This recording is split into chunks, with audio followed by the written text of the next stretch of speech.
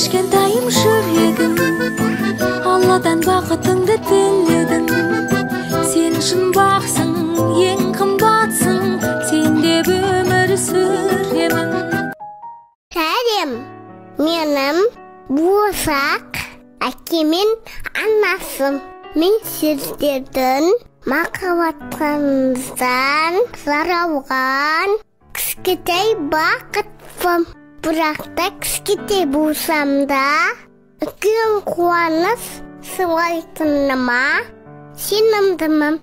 Қазір анамның құрсағында жатып, әр дауысты көңіл күйді, мейірім мен махаббатты сезе аламын.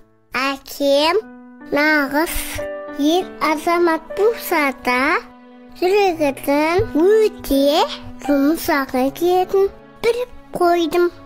Ол мені алақаныма сипап, кішкентайымды еркелеткеннен өте бақытты күйге енемін. Ал анаммен күндіз-түні сөйлесеміз.